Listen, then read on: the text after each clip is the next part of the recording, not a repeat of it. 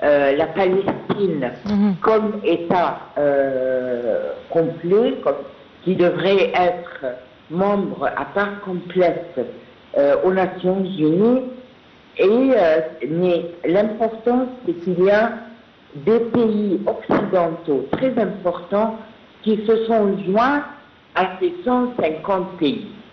Alors que leur position, si on parle même au début de cette année, n'était pas très sûre et ils n'étaient pas... It is the longest standing conflict in the world. An illegal occupation of a helpless population by a self-declared democratic nation, and a flagrant violation of repeated UN resolutions, international law, and human rights conventions. A failure that should have elicited outrage and action, especially from major democracies. Instead, it has been met with decades of inertia. My friends, the war in Gaza marks one of the darkest moments in this institution's history. But although it is today's horror, the injustice stretches back decades. The Palestinian-Israeli conflict has been on the UN agenda throughout its 8 decades of existence. How long will we be satisfied with condemnation after condemnation without concrete action? When it comes to the Palestinian-Israeli conflict, it seems that what unfolds in the halls of power is theory. The struggles and suffering on the ground is reality. For decades, we have seen several attempts to achieve a solution by interim agreements and temporary stopgaps, none that delivered on the end game. In fact, many would argue these processes served as a distraction as Israel grabbed more land, expanded illegal settlements, demolished homes, and displaced entire neighborhoods. Muslim and Christian holy sites in Jerusalem have been vandalized and desecrated by those under government protection.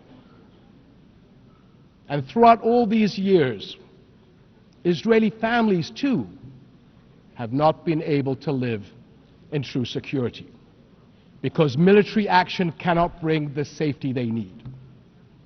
Nowhere is that more evident than in Gaza. More than 60,000 Palestinians killed, 50,000 children injured or killed, miles of burnt-out rubble, neighborhoods, hospitals, schools, farms, even mosques and churches in ruins, widespread starvation. And what we are seeing is only a glimpse, because never in our modern history has the lenses of international media been obstructed like this from capturing the reality on the ground. Almost 2 years in, and the cruelty of this military campaign continues unabated. Furthermore, the current Israeli government's provocative calls for a so-called Greater Israel can only be realized through the blatant violation of the sovereignty and territorial integrity of its neighbors. And there is nothing great about that. I can't help but wonder if a similar outrageous call were made by an Arab leader, would it be met with the same global apathy? The international community must stop entertaining the illusion that this government is a willing partner for peace. Far from it.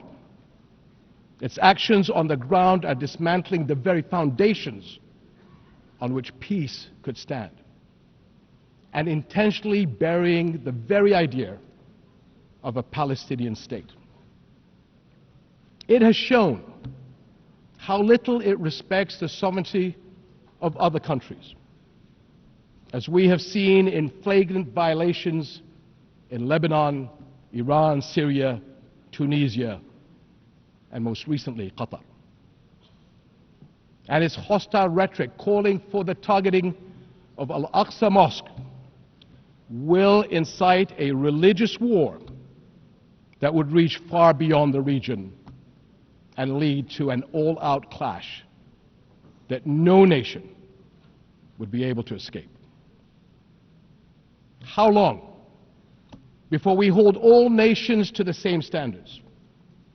How long before we recognize the Palestinians as people who aspire to the same things you and I do, and we act on that recognition? How long before we recognize that statehood is not something Palestinians need to earn? It is not a reward. It is an indisputable right.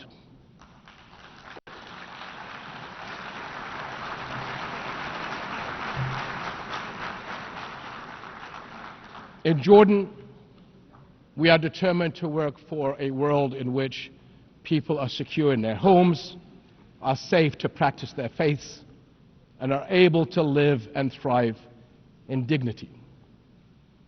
As custodians of Muslim and Christian holy sites in Jerusalem, we safeguard these holy places against actions that violate the city's legal and historical status quo. Compromising the delicate balance in the holy city will turn it into a tinderbox that ignites global conflict. And Jordan is serving as the main base for international humanitarian response in Gaza, working by all possible means to provide critical supplies of aid and food. And we appreciate our regional and international partners. I'm also immensely proud of the many Jordanians, including men and women of Jordan Armed Forces, who are at the heart of this effort. Ground convoys, aircraft crews, doctors, nurses, and mobile medical staff who work even under fire to provide relief. These and countless others carry forward Jordan's deep heritage of compassion and generosity to people in grave need. My friends, amid such darkness, there is a glimmer on the horizon. We are seeing more nations stepping up on behalf of a permanent ceasefire in Gaza, one that ensures the release of all hostages, unhindered humanitarian aid, and support for the Palestinian people as they rebuild. We all know that force is no foundation for security. It is a prelude for greater violence. Repeated wars are teaching generations of Israelis and Palestinians that their only recourse is the gun. Security will only come when Palestine and Israel begin to coexist. Seems I have the same problem as President Trump. Begin to coexist side by side. This is the two-state solution, in line with international law and UN resolutions. An independent and viable Palestinian state with East Jerusalem as its capital, alongside a secure Israel living in peace with its neighbors.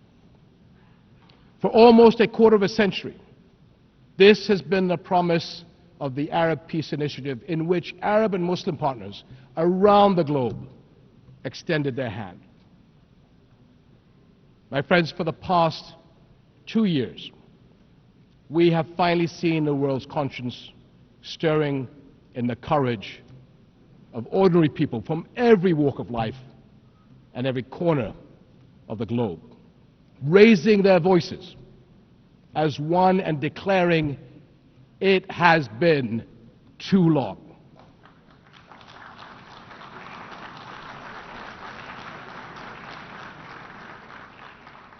This United Nations must echo that call. It has been too long, and it must act on that call until peace is a reality. Thank you.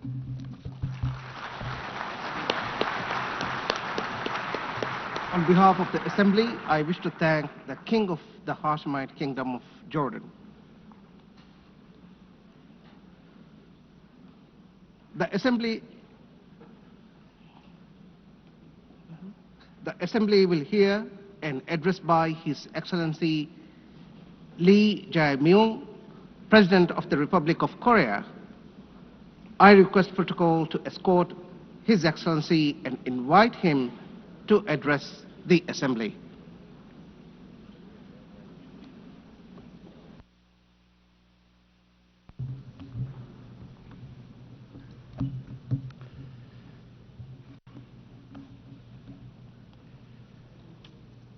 세계 평화와 공동 번영에 기여해온 모두 all members of the United Nations and staff of the UN Secretariat for their contribution to world peace and shared prosperity. I extend my sincere congratulations to Her Excellency Annalena Baerbock on assuming the presidency of the 18th session of the UN General Assembly. I also pay tribute to Secretary General Antonio Guterres for his unwavering dedication and hard work. I hope the 18th session of the UN General Assembly will achieve even more meaningful results under their outstanding leadership. Madam President, Mr. Secretary, and distinguished delegates, this year is a meaningful year marking the 80th anniversary of the founding of the United Nations. The past 80 years of the UN have been a valuable journey of protecting the dignity and values of humanity and at seeking a path forward for future generations. If someone asks what the UN has achieved, I would confidently reply, look at the 80-year history of the Republic of Korea. It is no exaggeration to say that the Republic of Korea's history, dotted with challenges and responses, is the history of the United Nations, which has constantly confronted enormous challenges facing humanity. Liberated from colonial rule the very year that the United Nations was founded, the Republic of Korea emerged from the scars of division and ashes of war through UN assistance, maintaining national identity while achieving industrialization and blooming into a democracy. Therefore, the Republic of Korea in itself is a country that has proven the value of the UN's existence. Whenever the Republic of Korea revived the hopes of lives as precious as the weight of the universe amidst horrific wars and disasters, the UN flag fluttered at the center of that intense solidarity. The United Nations has strived to provide equal rights and opportunities to everyone without discrimination, and has provided education and vaccines to make children's lives blossom. The small country in the East, which rose with the support of the UN and the international community, has become a proud UN member that is drawing the world's attention. It is raising its role and responsibility as a member of the international community more rapidly than any other country. There were times when democracy and peace were in crisis, but each time the Republic of Korea rose with indomitable strength. Even a safe coup could not break the people of the Republic of Korea's strong will, desiring democracy and peace. The revolution of light that the people of the Republic of Korea achieved against the darkness of the insurrection last winter was a historic moment that demonstrated the brilliant achievement of the UN spirit. The remarkable resilience and strength of democracy that the Republic of Korea has shown will be ours as well as that of the entire world. I need you to take my hand and guide me away from all this, away to where the light shines through, to where the flowers bloom. As the novelist Han Gang, laureate of the Nobel Prize in Literature, wrote, the Republic of Korea will be a milestone of light for all those who join the journey toward democracy. Today, at the UN General Assembly, where world peace and humanity's shared prosperity is discussed, I proudly announce that a new Republic of Korea, which will be a beacon of light for global citizens, has completely returned to the international community. Thank you. The Republic of Korea, which has grown thanks to the support and assistance of the UN, will not hesitate to take on the role of a leading nation, generously sharing its experience and history of restoring democracy. Despite ceaseless efforts from all corners of the world, the international community's determination and aspiration to maintain international peace and security 80 years ago still remains an unfinished task for everyone. 280 million people are still in a state of extreme hunger. Armed conflicts around the world, including in Ukraine and the Middle East, as well as the climate crisis, which has already become a real problem, threaten the survival of humanity. The answer lies in the wisdom of the pioneers who founded the United Nations, as well as the path that the people of the Republic of Korea demonstrated. There is only one way: more democracy. The people-centered government of the Republic of Korea, through the power of collective intelligence, is ceaselessly attempting innovations, seeking better alternatives in democracy. The way to solve common challenges facing the international community is no different.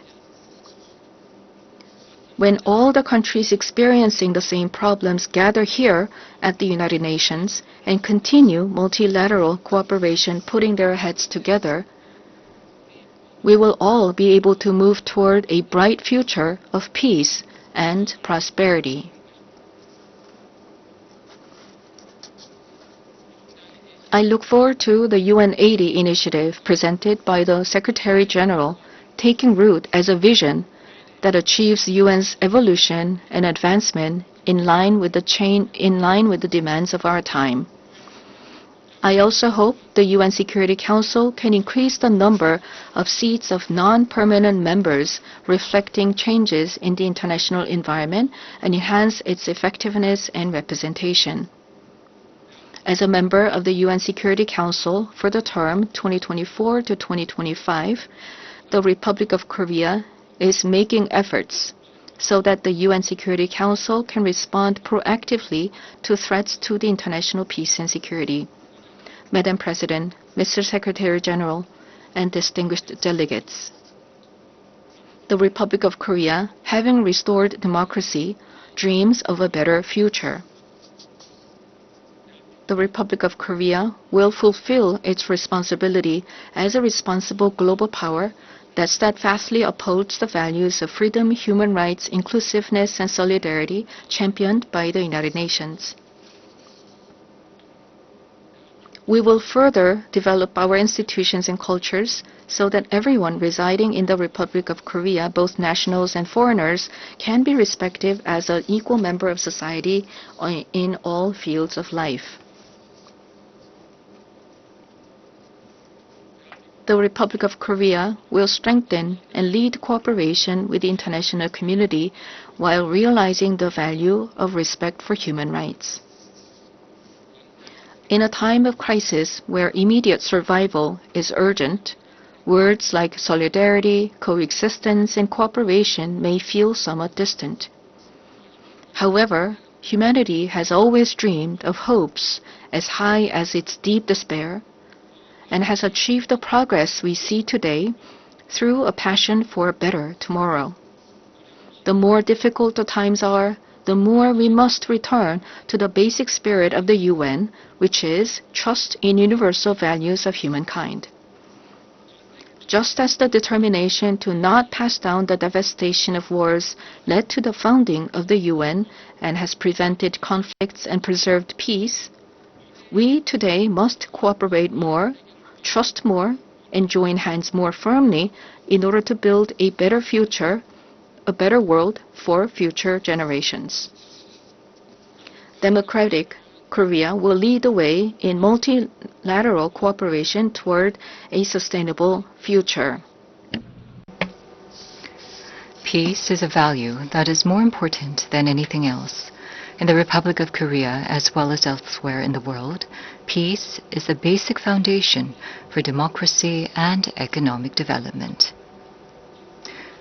The disputes and conflicts we are currently facing vividly show how easily the ideals of human dignity and sustainable development can crumble without peace. Today, the Republic of Korea is fulfilling its responsibility as a key contributor to the United Nations peacekeeping and peacebuilding activities. Our brave soldiers, who have steadfastly defended the Republic of Korea, a divided nation, are helping to pave the way towards sustainable peace led by the UN. Threats to peace are not only physical elements. In an era where artificial intelligence technology is critical to security capabilities and cyber attacks threaten national security, we must confront not only visible enemies, but also invisible enemies. If we passively let ourselves be dragged along by the changes of the AI era, we will meet a dystopia of deepening polarization and inequality, unable to shake off the dark shadows of human rights abuses caused by the misuse of technology. However, if we proactively respond to these changes, we can use the high productivity as a driving force to build a foundation for innovation and prosperity and create a useful base for strengthening direct democracy. I hope the open debate that I will preside over as UN Security Council President tomorrow will significantly contribute to the international community's efforts to promote the responsible use of AI. Furthermore, we intend to share our vision for the future of AI through the APEC AI initiative at the APEC Economic Leaders Meeting, which will be held in Gyeongju, Korea next month. We will strive to ensure that the vision of AI for all, where advances in cutting-edge technology contribute to the universal values of humanity, becomes a new normal for the international community. AI-driven technological innovations will be an important new tool for solving global challenges like the climate crisis. Over the past 80 years, the United Nations has paved the way for sustainable development and spearheaded efforts to address climate crisis threatening the survival of humanity. Nations around the world must respond to these efforts. The Republic of Korea is pursuing a great energy transition, leveraging science and technology and digital innovation to increase energy efficiency and expand the share of renewable energy. We will submit a responsible, nationally determined contribution within this year, joining the united will of the international community. At the 4th UN Ocean Conference that will be co-hosted by the Republic of Korea and Chile in 2028, we will also work to build substantive solidarity for the sustainable development of oceans. Such efforts by the Republic of Korea to actively address global challenges are based on a firm commitment to fulfilling humanity's shared promise of sustainable development. Since the United Nations established the Sustainable Development Goals 10 years ago, the international community has made much progress in eradicating poverty and reducing inequality. However, the demand for development financing is continuously increasing, and the most vulnerable are still suffering. Let us squarely face this grave reality and create new momentum for change. We must move toward structurally reforming global development governance while enhancing the quality of financial resources. I trust that we will pull together in order to bring about more cases like the Republic of Korea growing and developing from an aid recipient country to an aid donor country. This year marks the 80th anniversary of the founding of the United Nations, as well as the 80th anniversary of the division of the Korean Peninsula. New challenges, as well as unresolved tasks, await us. Democratic Korea will begin a new journey toward peaceful coexistence and shared growth on the Korean Peninsula. The first step will be to restore broken inter-Korean trust and shift to a stance of mutual respect. The government of the Republic of Korea clearly reaffirms that it respects the North's current system, that it will not pursue any form of unification by absorption, and that it has no intention of engaging in hostile acts.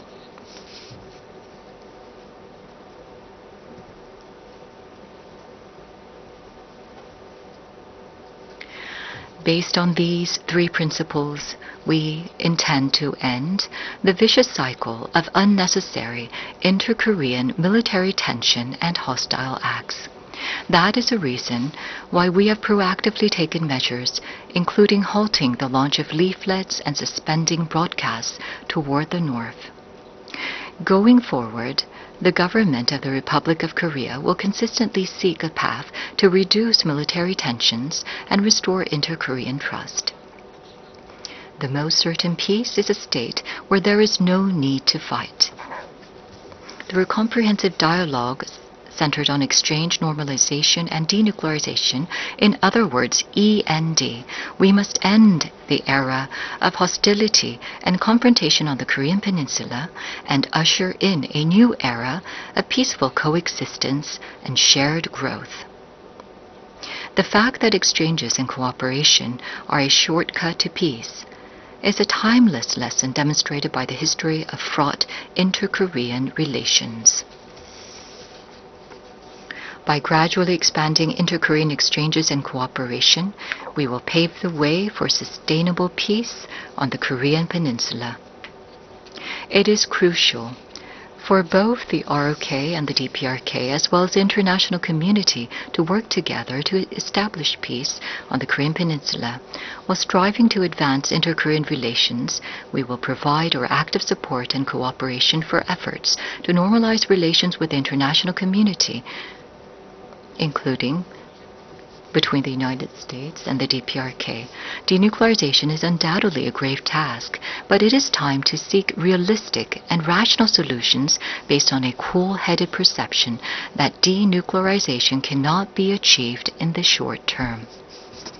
The international community must gather its wisdom in a pragmatic and phased solution, beginning with a stop in the sophistication of nuclear and missile capabilities, going through a reduction process, and reaching dismantlement. Realizing lasting peace on the Korean Peninsula would present new hope and possibility to humanity suffering from conflict.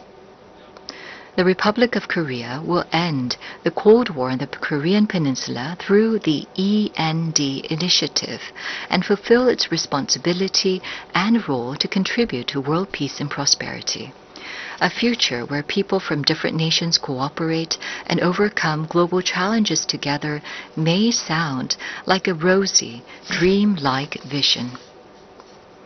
However, this is by no means an impossible dream. Peace is not merely the absence of armed conflict, but the realization of a community where differences are respected and people coexist. As long as respect and aspiration for diversity is inside us, we can always unite and embrace one another. K-culture is connecting people all over the world beyond borders, language, and cultural differences. The success and spread of K-culture prove that universal empathy is possible, transcending differences in all backgrounds. Gathering the energy of solidarity, coexistence, and consideration, the Republic of Korea, having ushered in a new diplomatic republic, is ready to move toward a sustainable future and a new page in human history. Though a difficult journey is expected, humanity has been able to grow and come this far by not giving up on challenges, even in the face of adversity.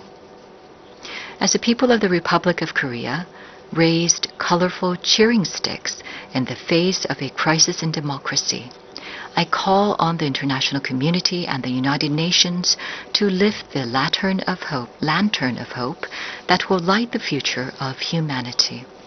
The Republic of Korea will boldly lead the way toward a new era of peaceful coexistence and shared growth on the Korean Peninsula toward a better future together. Thank you very much for your attention. On behalf of the Assembly, I wish to thank the President of the Republic of Korea.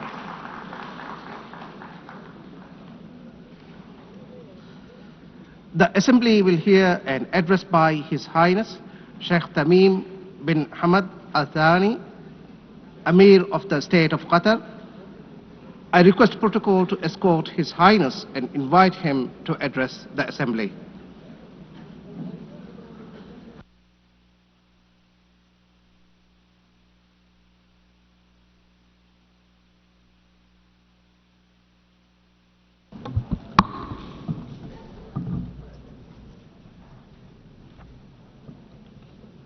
Bismillah ar-Rahman ar-Rahim. In the name of God, most compassionate, most merciful, Your Excellency, President of the General Assembly, Your Excellency, Mr. Secretary General, may the peace of God be upon you. The United Nations has been established 8 decades ago on the basis of principles that humanity has reached after 2 world wars. These rules are based on the maintenance of international peace and security and the respect for human dignity and state sovereignty and a non-interference in internal affairs, and to cooperate for the benefit of our peoples. This means if we allow violations to continue, it means allowing the rule of the jungle, where perpetrators and violators enjoy benefits just because they can. This is the political realism that we are facing, that has been reduced to the ability to impose a status quo. This is a crisis. Such conduct finds that violators consider that tolerating them is a weakness. What must prioritize the discussion in the international community now is how to restore collective security as per the UN Charter, and how to restore the legitimacy of the international system. Your Excellencies, as you know, Doha on the 9th of September has suffered a treacherous attack that targeted the negotiating delegation of Hamas in a residential neighborhood that includes schools and diplomatic missions. As a result of this attack, 6 martyrs have fallen, including a Qatari national who serves in the internal security forces, and 18 people have been injured.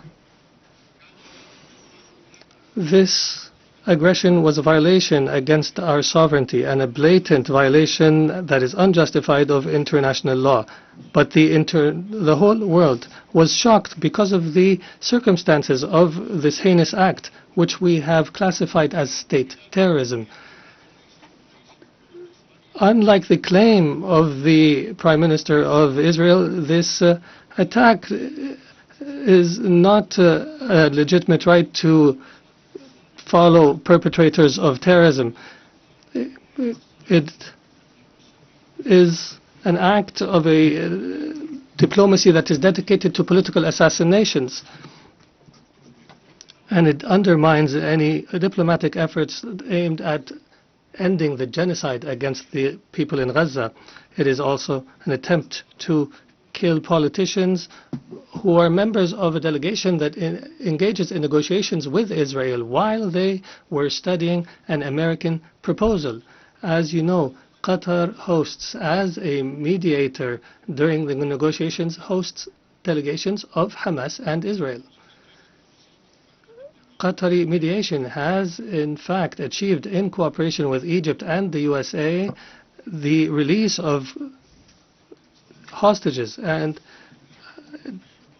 the last agreement was negated by Israel unilaterally, preventing an ability to reach a permanent ceasefire and the release of all hostages and the withdrawal of the occupying forces from the Gaza Strip and the humanitarian access and the release of Palestinian prisoners.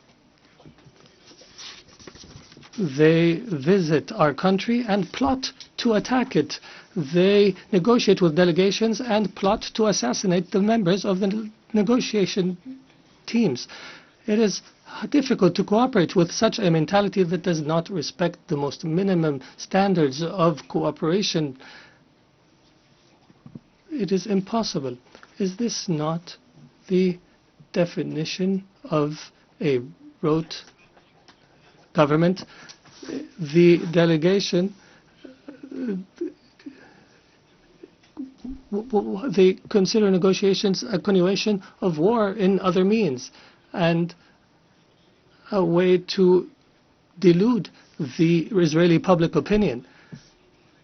If the release of Israeli hostages is the end of war, the government of Israel is abandoning the notion of releasing the hostages. Their goal is to destroy Gaza so that it is unlivable and where no one can study or receive treatment. In other words, end the viability of the Gaza Strip to displace its population. Therefore, the Israeli leader wants to continue war. He believes in what is called Greater Israel. He believes that war is an opportunity to expand settlements and to change the status quo in the holy sites, in Al-Quds al-Sharif. He also plots for attacks in the West Bank and expansion. This imposition is the goal of this war. This treacherous attack against the sovereignty of a Gulf state thousands of miles away has confirmed that the Israeli Prime Minister, who takes pride in changing the face of the Middle East, reveals and manifestation of Israel's ability to intervene wherever, however it desires. Arab countries and Muslim countries have warned, and that have held an emergency summit in Doha, have warned against the consequences of this delusion. Israel is not a democratic country surrounded by enemies, but in fact it is an enemy to its surrounding neighbors, and it's engaged in a genocide, and its leader is proud of preventing the establishment of a Palestinian state, and he promises that such a state will never be established, and he takes pride in preventing peace with the Palestinians, and that he will prevent such peace in the future. Israel is surrounded by states either who have signed a peace agreement or who are committed to the Arab Peace Initiative. But Israel does not make do with truces and settlements. It desires to impose its will on its surrounding Arab neighbors. And everyone who believes so is and everyone who opposes its will is either anti-Semitic or a terrorist. Even Israel's allies realize this fact and reject it. And here we are today, where we witness an international solidarity movement that is similar to the international movement against apartheid last last century. And I would be remiss not to express my appreciation with the solidarity we have received in Qatar after the attack, including the statement by the Security Council that has condemned the attack. Distinguished Excellencies, Qatar will remain true to its history and legacy, opposing the crimes that take place. We believe in the ability of reconciling interests with security. We will continue to speak truth, and we will engage in diplomacy when our enemies find it easier to use weapons. We have engaged to mediate an end to the war and allow for humanitarian access and release hostages, and we have faced disinformation campaigns. However, these campaigns will not deter us. We will continue our efforts in cooperation and partnership with Egypt and the United States of America. We are firmly convinced that peace can only be achieved in our region through a firm position from the Security Council, from accepting and tolerating the occupation's crimes,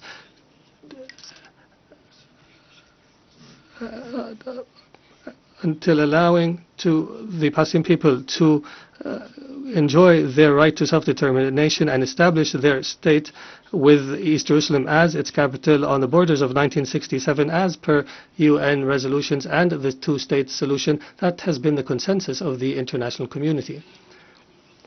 We appreciate the role of states that have recognized the state of Palestine. There is no doubt that such recognition is morally important because it sends a message that violence and more violence will not succeed in liquidating a just cause such as the cause of Palestine, and we urge more states to recognize the state of Palestine.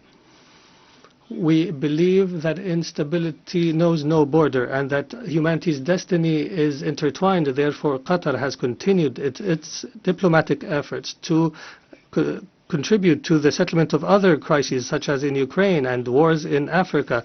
And our persistence have continued with partners in Africa in order to draft peace agreements. Most importantly was the signing of a declaration of principles in Doha between the DRC and the Congo River Alliance in March.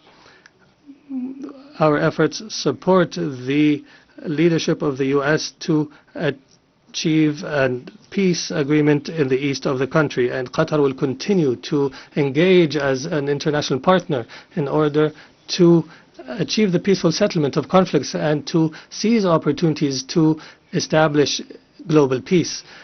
Your Excellencies, some states in our region still suffer the lack of security and stability. However, there is hope through some positive developments.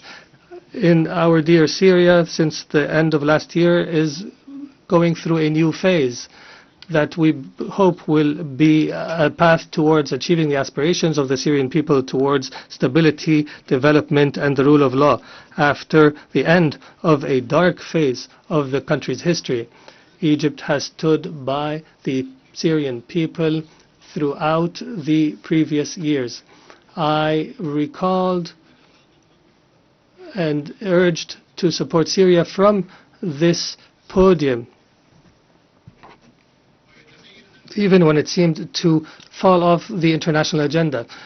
The international community is called upon to assist Syria now in order to succeed through the transition phase after decades of suffering.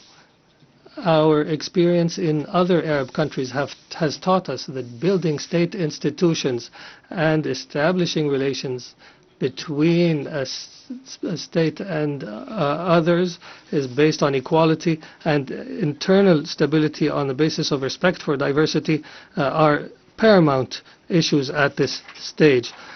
Qatar will not spare an effort to provide the necessary support to our brothers and sisters in Syria. And we have no doubt that the Syrians will be able to overcome this phase and to reject sectarianism in all its forms, and that they will reject external interference, especially the Israeli attempts to divide Syria and the conduct of Israel that is as though all areas south of Damascus are areas of Israeli influence. The Middle East has also witnessed positive developments through the election of President Ahmed Joseph Aoun in Lebanon and the appointment of Mr. Nawaf Salam as a prime minister, which is a step towards stability in the country. Qatar will continue to support Lebanon government and people and institutions, and will continue to support the Lebanese army. We emphasize the need to implement Security Council Resolution 1701 and the withdrawal of Israeli forces from the areas it occupied during the last war, and to end Israeli interference in internal Lebanese affairs. For Sudan, the people in Sudan continue to suffer an unprecedented humanitarian crisis because of the continued violence. We call once again on all parties to prioritize the national interest and to engage in a comprehensive dialogue that leads to a permanent peace and that preserves the unity of Sudan and its territorial integrity and independence, and that achieves development and stability. We declare our support for all international efforts that aim to achieve this goal. Distinguished Excellencies, Doha has always been a global capital that hosts major events in all spheres, and an area where leaders convene and decision makers from around the world to engage in negotiations and the formulation of solutions. Doha will host the Second World Summit for Social Development from the 4th to 6th November this year, and we look forward to welcoming you all during this conference. There is no doubt that the trust of the international community in Qatar is based on our successes in the past throughout the years. And accordingly, based on this legacy, we have submitted our application to host the Olympics, believing that sports is not just competition, but a bridge between cultures and a means to promote peace and understanding. And as such, we have also organized and hosted the FIFA World Cup, proving that we are able of hosting sporting events of this magnitude. In conclusion, the state of Qatar, realizing the seriousness of the challenges facing the international community, commits to our partnership in seeking truth, peace, and justice in international relations. Thank you, and may the peace of God be upon you.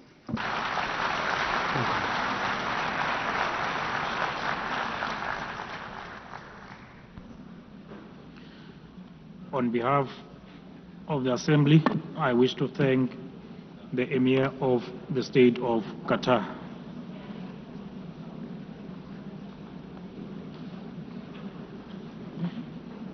The Assembly will now hear an address by Her Excellency Jennifer Gillings-Simons, the President of the Republic of Suriname. I request the protocol to escort Her Excellency and invite her to address the Assembly.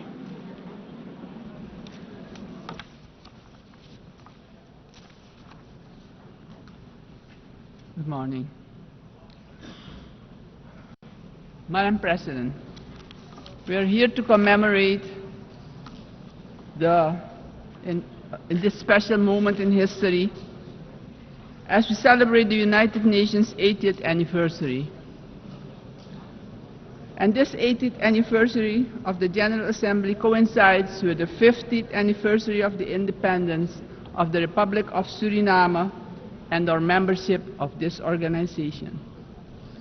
On behalf of the government and the people of the Republic of Suriname, I express sincere congratulations to the international community on this occasion. It is clear that a journey that spans over 80 years cannot be and has not been without challenges. The United Nations played, in some instances, an important role in ending colonial rule, worked on advancing human rights, and often provided hope and a future to the most vulnerable in our global community.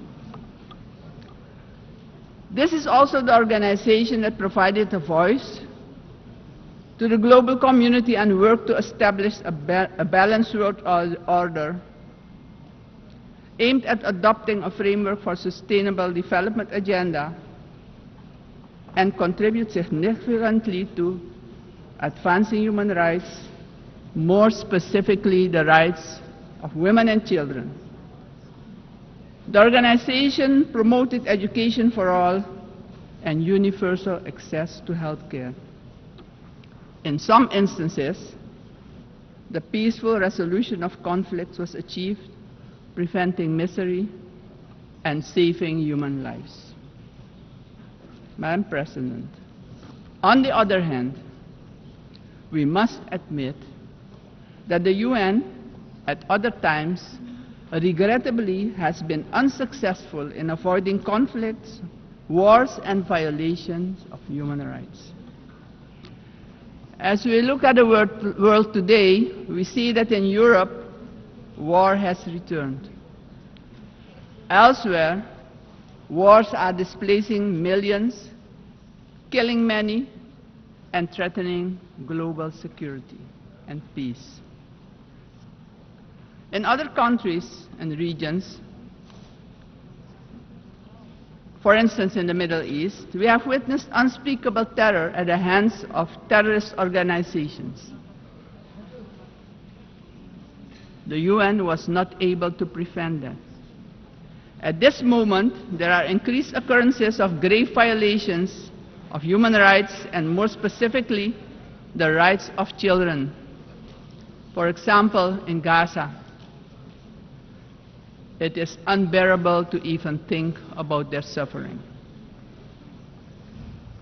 Also, within our own region, which is the Caribbean, we have not been spared of rising tensions. It is with heightened concern that we noted the Secretary General's recent briefing on the Security Council meeting on the situation in Haiti, mentioning that the Haitians are enduring a perfect storm of suffering.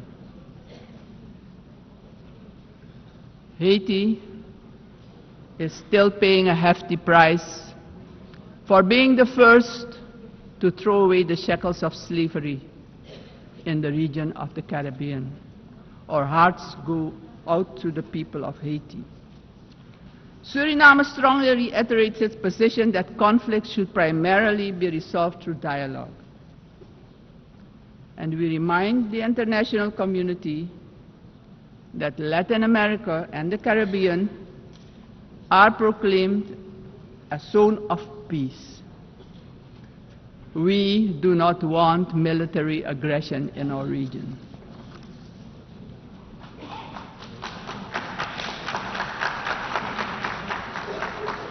Madam President, this is the moment, on the 80th anniversary, we should reflect and ponder on the next 80 years. What do we have to change and what needs to be done differently? We all must underscore and repeat it ceaselessly today that the United Nations will only be successful if all nations, without exception, adhere to the resolutions we adopt.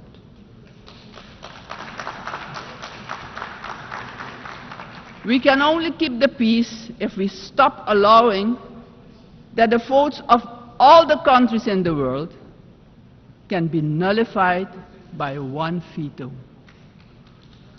Today, partially because of the work done by our organization, some poor countries have developed substantially, economically and otherwise. They have become powers who can't be ignored any longer.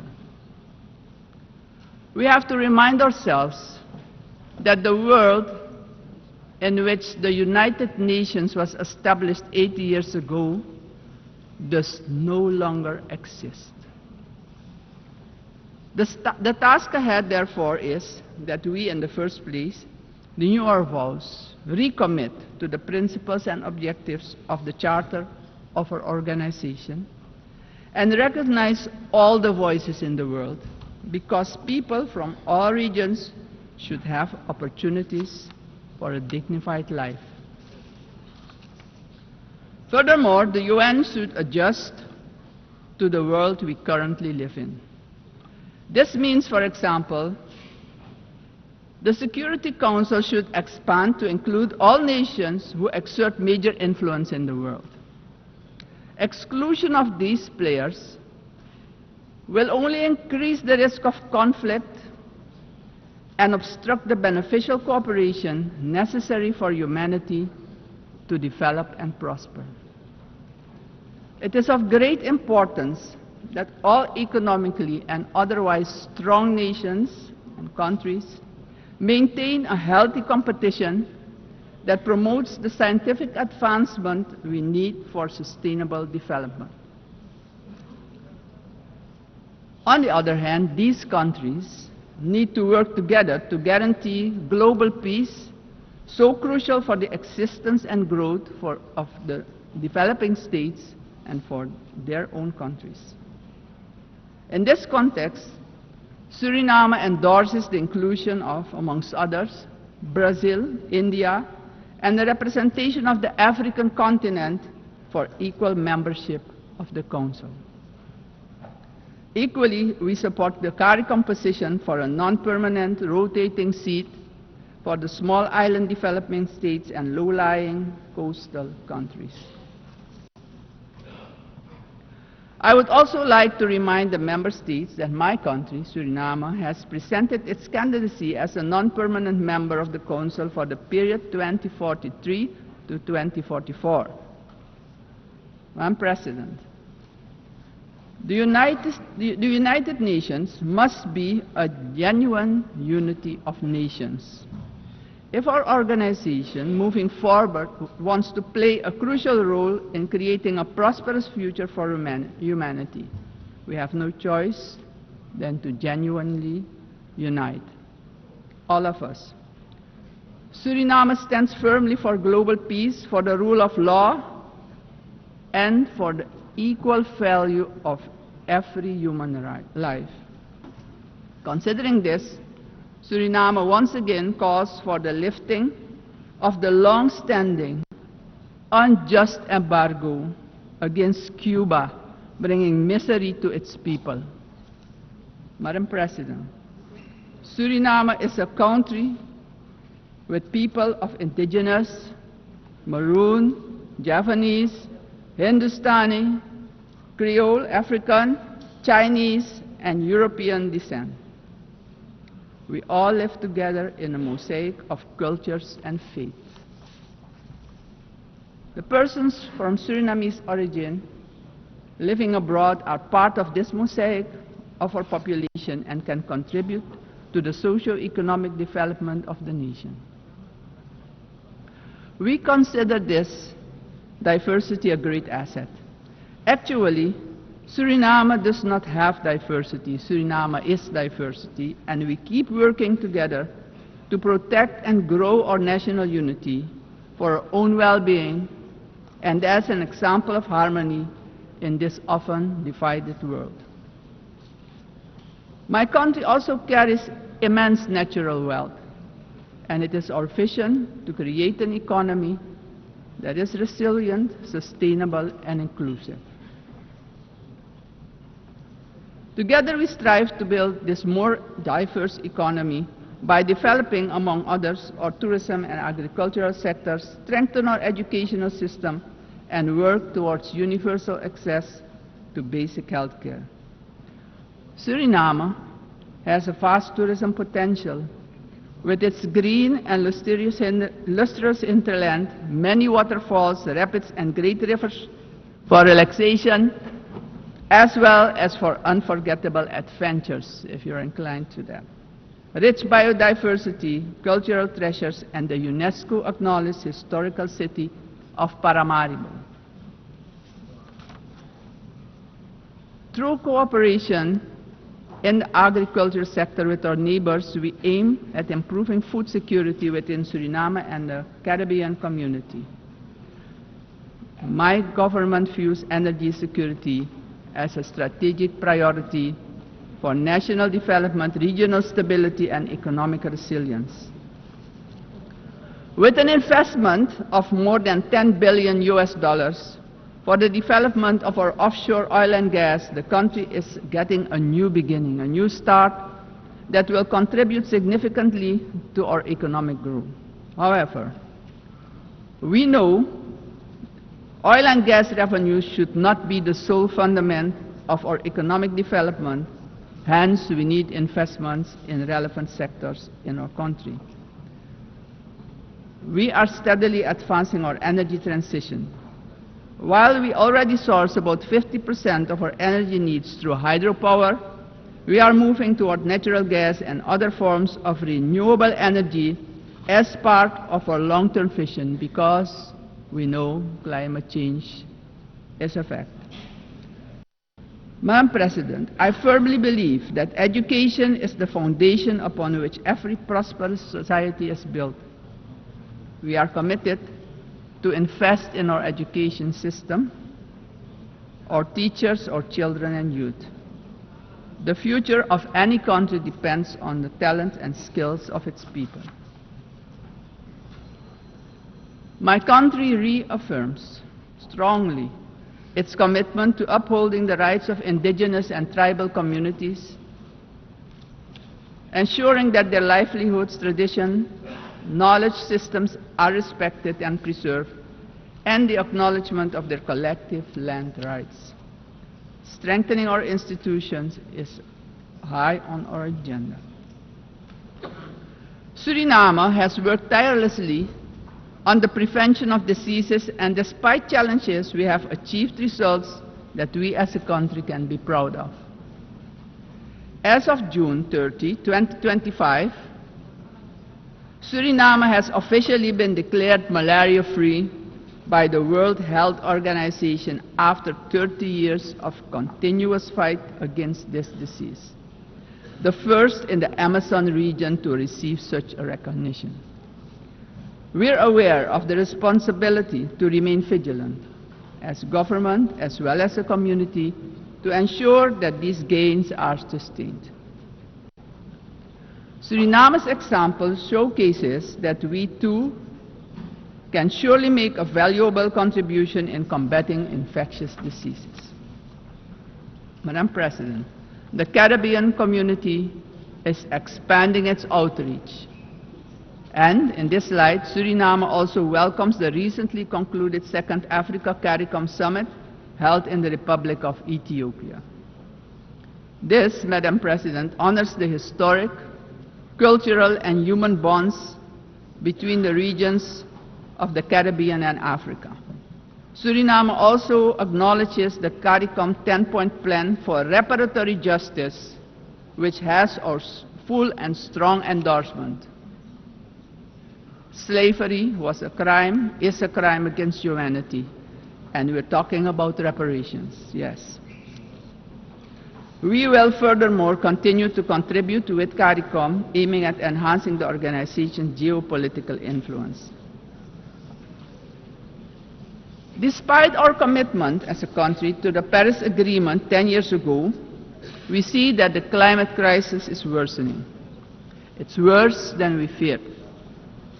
Our countries have least contributed to climate change and carbon emissions, but are hit the hardest by its effects, directly impacting the livelihood and economic growth of our peoples.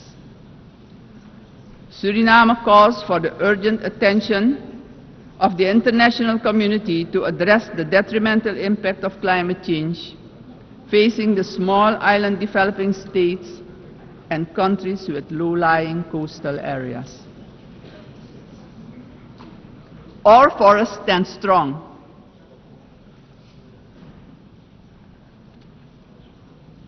More than 90% of our land is covered by rainforest. And this makes us the most forested country in the world. Your eyes have never seen so much green. Suriname is one of the 3 carbon negative countries on Earth. Since 1992, our forest has absorbed nearly 290 million tons of carbon, and each year we capture more than we emit, and we want to keep it that way. The protection and conservation of our forest has been a priority. It doesn't stand by default, but by design. We have been logging sustainably for decades, and did so with the Sustainable Tropical Rainforest Management System developed in Suriname, an ecological approach to forestry. Also, the indigenous and tribal communities protect the forest by their continued stewardship. We are proud of the way we did it, but pride alone does not pay the bills and does not develop the indigenous and tribal communities. Madam President, we must not forget that these forests, our forests, are in competition with vast resources such as gold, diamond, bauxite, and more. We will need to make difficult choices. We want to keep our forest coverage at a minimum of 90%. But we cannot do it alone. The time has come for the world's largest emitters to share this responsibility, not only with words, but with action, justice, and finance. Suriname strongly calls for global action, predictable climate finance for high forested, low deforestation countries, fair recognition of real carbon removals, and direct support for the communities who live in and protect these forests. Suriname, Madam President, therefore endorses the initiative of the COP30 presidency to launch the Tropical Forest Forever facility and calls upon the international community to contribute to its success. Suriname, as mentioned previously, takes pride in being an example of peaceful coexistence, having different cultures, religions, and the traditions to live together in respect and solidarity. This is our gift to the world. The second gift, because we also have a forest that is delivering services to the whole world. This gift proves that harmony can prevail. As stated upon our admission to the United Nations in 1975, our republic indicated our willingness to engage with the international community. My country reiterates its strong commitment to multilateralism, one of humanity's most important achievements, which needs our protection in this time of change. In closing, aggression and military force should be replaced with peaceful resolution and dialogue, because it doesn't solve problems, it creates destruction and misery. As a matter of urgency, I call on every member state to keep the peace, protect the planet and all human rights. Suriname has shown the world that living sustainably together is possible. We are really better together.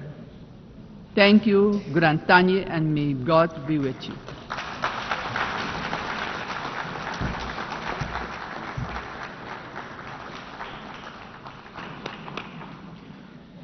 On behalf of the Assembly, I wish to thank the President of the Republic of Suriname. The Assembly will hear an address by His Excellency Katinas Nauseda, President of the Republic of Lithuania. I request protocol to escort His Excellency and invite him to address the Assembly.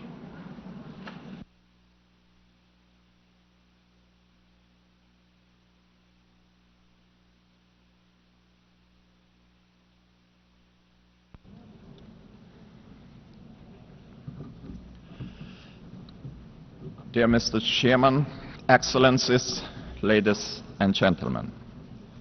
80 years ago, humanity, emerging from the Second World War, embarked on a long road towards peace.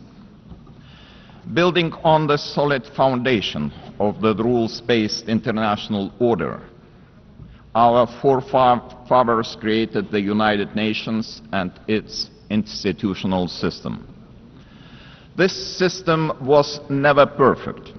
Many nations, Lithuania included, had to struggle for decades, seeking freedom, independence, and sovereignty. Many people suffered war, famine, and premature death. And yet, it was the best international order that we have ever. The United Nations system embodied the great hope that nourishes the human soul and guides our actions for the universal good. Together we succeeded in condemning war and conquest, at least in theory, if not always in practice. To this day, even the worst aggressors feel ashamed to openly conquer, destroy, and enslave. Instead, they talk about special military operations and the need to protect those who frankly do not want to be protected. This shame is a significant achievement of our time. To the extent that current international norms limit the behavior of offenders, they help countless people to survive, escape torture, or even prosper. Thus, it is an ever-growing concern to witness these same norms being subjected to increasingly open and brutal attacks. Our international order is being slowly eroded by the irresponsible actions of those who should know better. The world is turning into a much more dangerous place. We have seen this before. We cannot ignore the striking parallels between the present day and the events of 1938, a time when the world chose appeasement over international law and diplomacy over deterrence, culminating in the infamous Munich Pact. That was a short-sighted attempt to satisfy a dangerous revisionist aggressor by giving away the territory of a sovereign nation. It proved to be a complete failure. The Munich Pact not only emboldened the Nazi regime, but also opened the door for Soviet expansion. Soon after, the secret protocols of the Molotov-Ribbentrop Pact carved Europe into spheres of influence and sealed the fate of many independent states. As Europe descended into another great war, Lithuania and the other Baltic states were illegally occupied, annexed, and brutalized. After regaining the independence 35 years ago, Lithuania feels a duty to guard the bitter memory of past mistakes. Never again will we place our hopes in appeasement. Never again will we stand aside. Never again shall Pandora's box be opened. In 1938, it was Czechoslovakia that was abandoned. Today we cannot abandon Ukraine alone. The war in Ukraine is well into its 4th year. The international community has not done enough to stop aggressor. This is a quest that goes far beyond the usual lines that keep different nations apart. What matters is not the distinction between large and small, or between global north and global south nations, but the basic principles of the UN Charter, which guarantee peace and security across the globe. If one UN member is attacked with impunity year after year by a permanent member of the Security Council, what does that mean for the rest of us? When power replaces law and fear silences the truth, the foundations of the global order begin to crack. And then nobody can feel safe anymore. Ladies and gentlemen, the effects of Russia's war against Ukraine are being felt across the world. This war has sparked crises in energy, migration, and food security, while also deepening global poverty, hunger, environmental damage, and climate change. It all began with the illegal occupation of Crimea in 2014 and escalated into a full-scale invasion marked by systematic war crimes. The targeted destruction of civilian infrastructure, indiscriminate missile attacks, and the forced deportation of thousands of Ukrainian children are not isolated abuses. These are calculated efforts to erase Ukraine's identity and undermine its sovereignty and territorial integrity, all in open defiance of the United Nations Charter. Let me be clear, Lithuania will never recognize Russia's illegal occupation and annexation of Ukrainian lands. Ukraine's borders are not up for negotiation. Attempts to redraw them by force are unacceptable. The United Nations Charter is not a menu to pick from. It is a binding foundation of international order. Ukraine is also not the only target. Russia continues to occupy 2 Georgian regions, destabilizes Moldova, and uses proxies and mercenaries to spread instability across the Sahel, the Middle East, and beyond. These are not isolated episodes. They are part of a calculated policy to undermine international norms and export chaos for strategic gain. Russia is not acting alone. The countries enabling Russia's war against Ukraine also violate international law. They prolong the war and deepen unnecessary suffering. Their actions damage us all, every sovereign nation. Lithuania therefore calls on the international community to maintain strong political, military, humanitarian and economic support for Ukraine. Having already provided more than 1 billion euros in assistance, half of which for reconstruction and long-term recovery, we are setting an example to follow. It is equally vital that the international community stop buying Russia's energy resources. Without all that oil and gas money, Moscow's war machine would finally stop. If history is any indicator, Russia will never stop using energy for its geopolitical goals.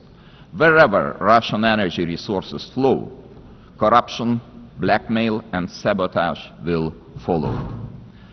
Let me remind you, this is a country that understands only the language of force. Ukraine's ability to deter aggression will be the decisive factor in the future. Moreover, peace will never be sustainable without justice.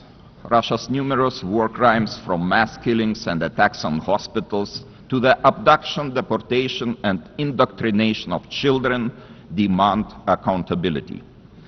My country strongly supports the Special Tribunal for the Crime of Aggression under the auspices of the Council of Europe. We call on all states to endorse this initiative. Accountability must have real consequences, legal, political, and financial. As a co-founder of Register of Damage for Ukraine, Lithuania calls on all eligible states to join this vital effort. Russia's frozen assets must eventually be used to help Ukraine defend itself and rebuild. I also cannot stress strongly enough that the return of all deported Ukrainian children and illegally detained civilians must be a global priority. We urge all states and institutions to strengthen international efforts and to ensure their safe homecoming. Ladies and gentlemen, as crucial as Russia's war of aggression against Ukraine is, it is only part of the broader global upheaval. Lithuania watches the current situation in the Middle East with deep concern. We join the international community in calling for the full and immediate implementation of the ceasefire in the Gaza Strip. To prevent starvation, humanitarian aid must be allowed to reach those in need without obstruction. At the same time, the unconditional release of all remaining Israeli hostages remains a crucial step towards ending hostilities. Lithuania is firmly committed to a just and lasting peace in the Middle East. We condemn all the actions that undermine this goal. The ongoing mediation efforts led by the United States, Qatar, and Egypt deserve our full support. There is no alternative but to revitalize a credible political process towards a two-state solution, ensuring that the State of Israel and an independent, democratic, contiguous, sovereign and viable State of Palestine can live side by side in peace, security and mutual recognition, with Jerusalem as the future capital of both states. Sadly, many states remain trapped in cycles of conflict, crisis and long-term fragility. It is our shared responsibility to support those in need as destabilization spreads far and wide across international borders, regions, and continents. Our attention must also focus on the growing challenge of disinformation, which is increasingly being used to undermine democratic institutions and destabilize entire nations and societies. Lithuania calls on all members of the international community to defend truth as the supreme value and to fight attempts to rewrite history. Historical memory must be preserved. Ladies and gentlemen, as we face high global uncertainty, one choice remains entirely clear. Either we will repeat the mistakes of history, or we will find the resolve to defend the core principles of the United Nations. Today, Lithuania chooses to act. We call on the international community to respond to today's challenges with unity and determination. We call on the United Nations to return to its founding purpose, to prevent the scourge of war, to protect human dignity, and to uphold the rights of nations large and small. Together, we must ensure that no permanent seat on the Security Council grants any state permanent impunity. We must support those who defend the very principles of the UN Charter. In this spirit, I welcome the Secretary General's UNAT reform agenda, a timely blueprint for adapting this institution to the realities of today's world. His call for a more inclusive, effective, and accountable United Nations deserves our broad support. Lithuania stands firmly behind these efforts to reimagine multilateralism. We call on all states to strengthen our collective ability to act across all three pillars: peace and security, human rights and development. Our message must be simple and straightforward. Aggression cannot win, and the principles of the UN Charter must prevail. Let us rise to the demands of this moment. Thank you very much.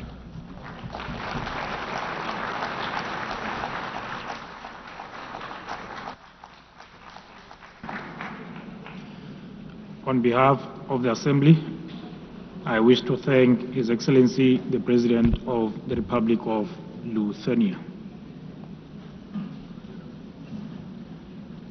The Assembly will hear an address by His Excellency Marcelo Rebelo da Sousa, the President of the Portuguese Republic.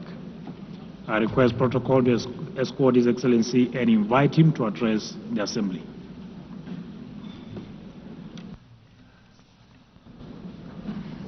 Mr. Chairman,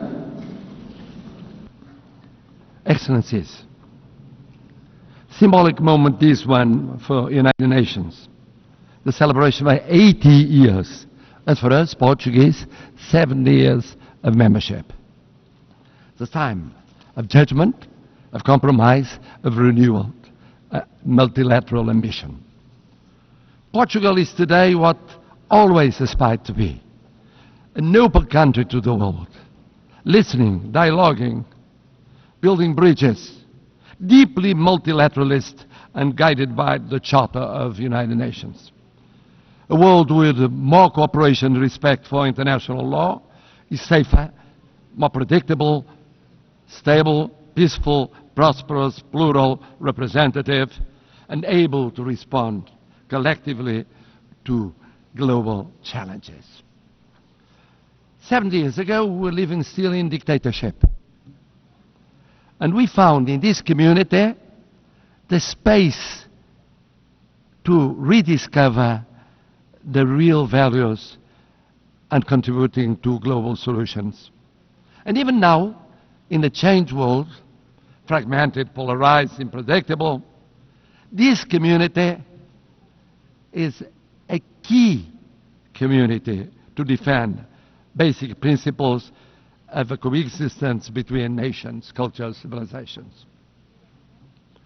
And it is with this coherence and the sense of responsibility, with the conscience of the need of contributing, acting and deciding, guided by values and principles, that will be candidates to the Security Council in 27-28, a decision we formalized in 2013.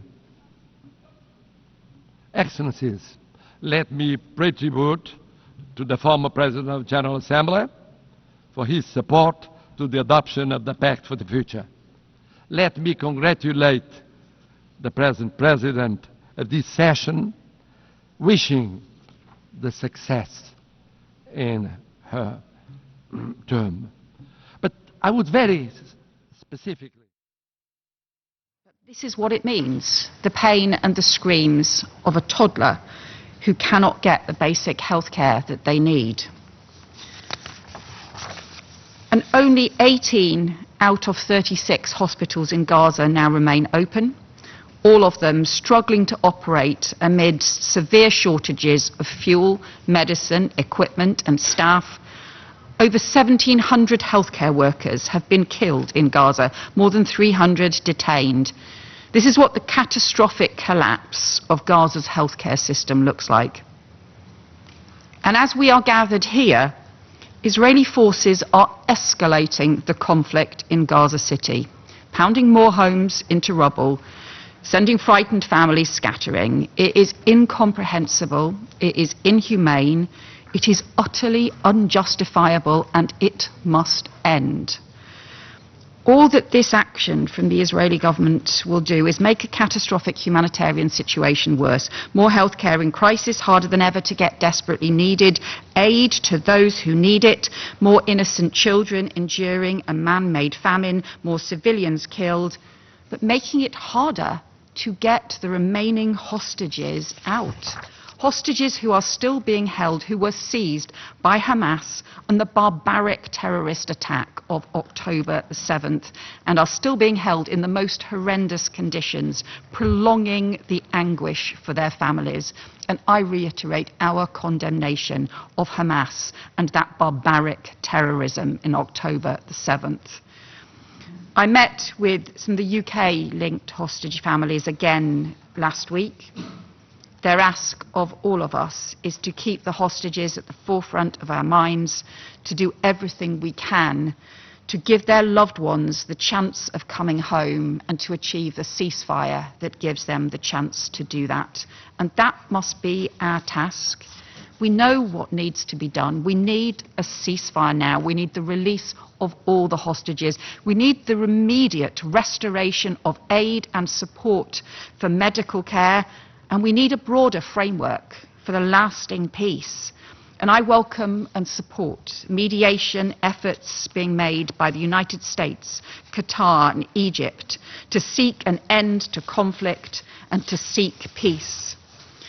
We know too that Gaza cannot be seen in isolation from the West Bank. The Israeli government is tightening its stranglehold on the Palestinian economy and continuing to approve illegal settlement construction, including just recently in the E1 area of East Jerusalem, which is a further blow to the viability of a two-state solution.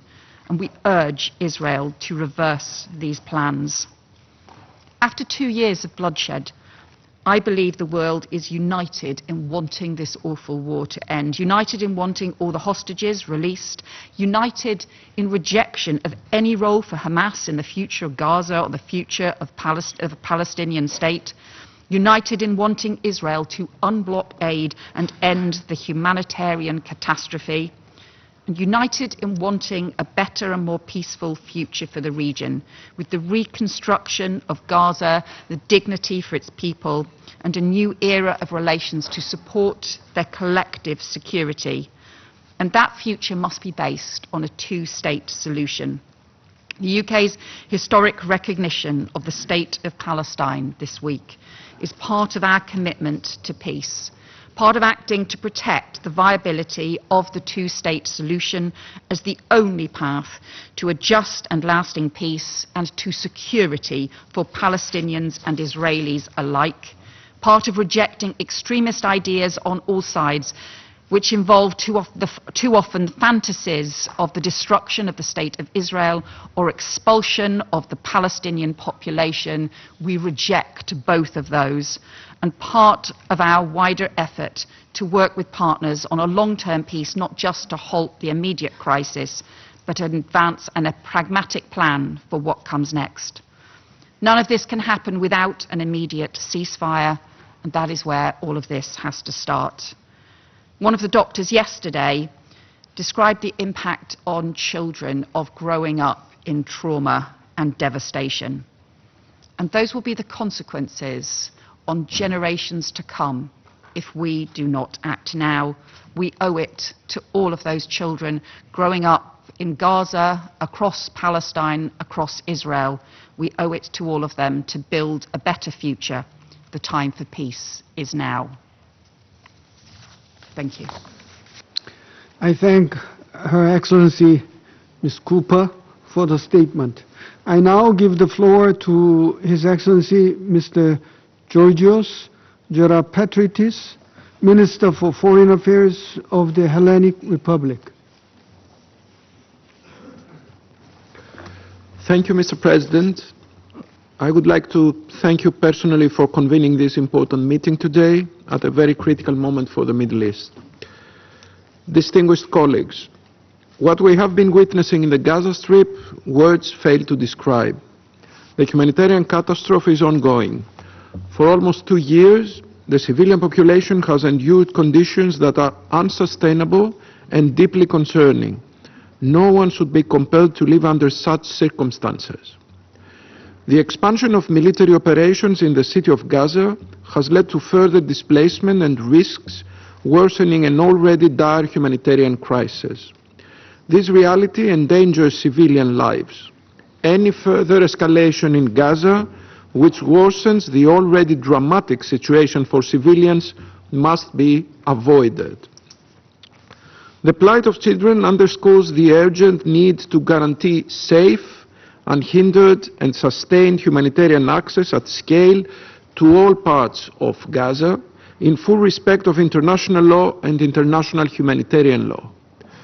Mr. President, Greece is actively engaged in all efforts to alleviate the suffering of the people in Gaza. We have consistently provided humanitarian assistance. We have already welcomed injured children from Gaza for treatment in Greek hospitals. On another strand of effort, we voted in favor of every draft resolution that would address the crisis in Gaza. We have consistently provided humanitarian assistance. We have already welcomed injured children from Gaza for treatment in Greek hospitals. On another strand of effort, we voted in favor of every draft resolution that would address the crisis in Gaza, the latest demanding the lifting of all restrictions on humanitarian aid. And this past May, I stood alongside the representatives of 80 UN members here in New York, reaffirming the significance of protecting civilians in armed conflicts. Humanitarian access is crucial to alleviating the suffering of the Palestinian population. Safe access to food, water, shelter, clothing and medicines throughout the territory must be guaranteed, and international humanitarian law must be respected. Initiatives to expand deliveries in Gaza by land, air or sea must be further strengthened. At the same time, hostages continue to suffer horribly at the hands of Hamas. We were appalled by the images and videos released last month showing two hostages visibly emaciated as they described the appalling conditions of their captivity. Crucial role in hosting and mediating negotiations for a ceasefire between Israel and Hamas alongside the United States and Egypt. We continue to believe that diplomacy remains the most effective tool even in the most difficult circumstances. Greece has unwaveringly supported the negotiation efforts and will continue to do so. And we urge all parties to rise up to the gravity of the situation, return to the negotiating table as soon as possible and be guided by international law. Mr. President, recent settlement expansion in the West Bank and settler violence further impair the prospects for peace. We express our profound concern over announcements on the construction of additional settlements in the E1 area of West Bank. Such plans, were they to be realized, would further undermine the prospects of a two-state solution. The escalation of settler violence, including against Christian communities, is a cause for grave alarm as well. It needs to stop now. Mr. President, however remote or difficult the prospect may seem today, the two-state solution remains the only viable path forward. We need to provide the Palestinian people with a credible prospect of hope for the future. This is an indispensable condition for peace, stability and security in the region, including the long-term security of Israel. We appreciate in this vein the leadership demonstrated by France and Saudi Arabia in co-chairing the two-state solution conference.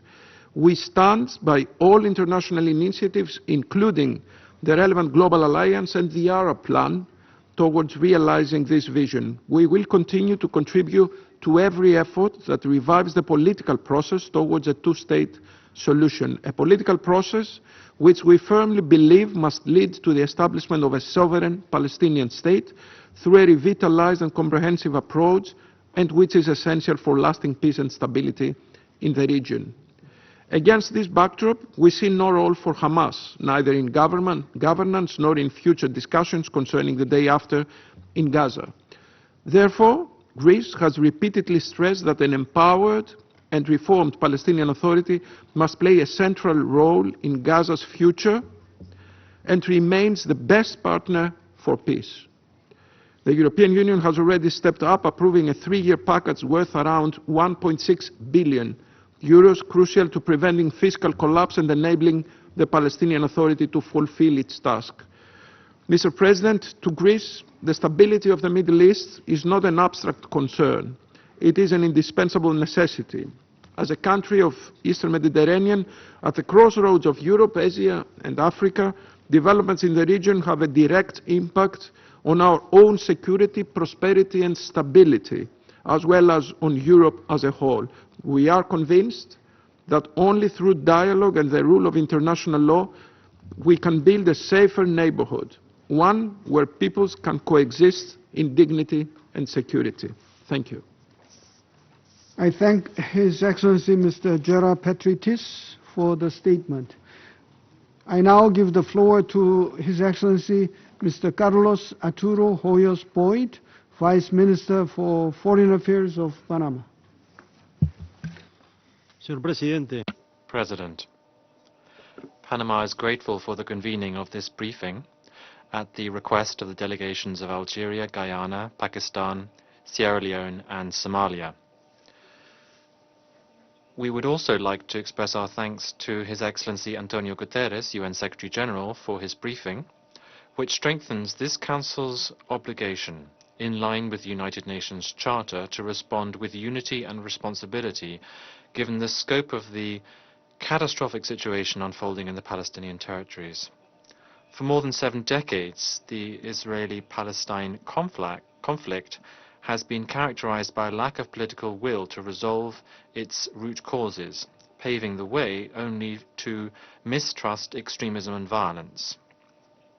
The consequences of this lack of political will were brutally exposed on the 7th of October 2023 with the atrocious attacks carried out by Hamas, which we strongly condemn once again, and which claimed the lives of more than 1,200 people and kidnapped another 251 people, of whom it is believed that 20 are still alive, suffering in the darkness of tunnels, deprived of contact with their families and the most basic dignity.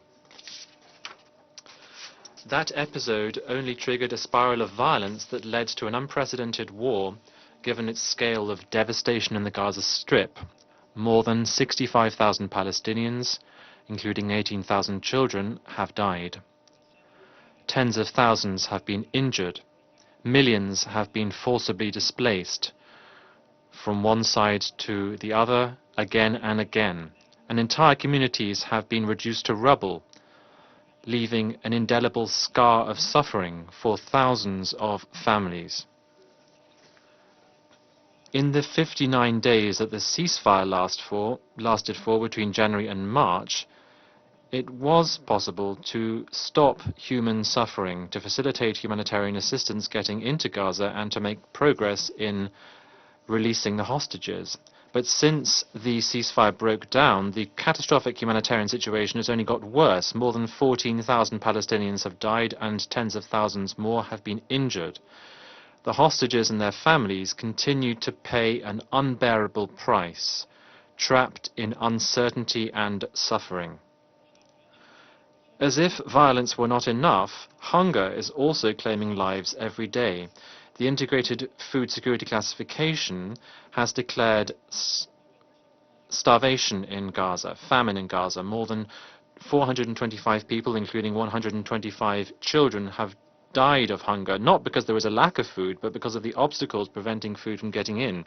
This tragedy has been exacerbated by the further development of the military operation in Gaza City, which is still inhabited by hundreds of thousands of people, and which has become the backdrop to intense bombing and land operations that have led to widespread displacement and dozens of deaths, including those of children. The devastation is also affecting essential services. Hospitals and health centers have been damaged, water supply systems, sanitation systems are collapsed, and there is extreme danger for those who are trying to save lives or tell the truth about what is happening.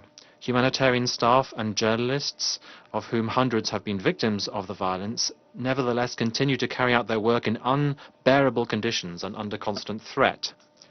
No goal can justify using methods that violate international law or the protection of human life. That is why Panama once again calls for an immediate, sustainable ceasefire.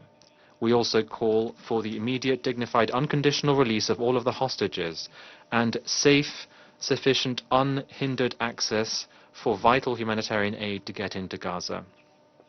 These are the basic conditions of humanity that cannot be put off any longer. President, the crisis is not limited to Gaza either. In the West Bank, including East Jerusalem, violence has reached alarming levels. Land fragmentation, insecurity, and a lack of prospects are undermining the possibility of any sustainable political solution. This year alone, more than 186 Palestinians and 16 Israelis have lost their lives in incidents in this area as a result of the conflict intensifying. This is in addition to hundreds of people who've been injured and thousands of people affected by restrictions that are conditioning their everyday life.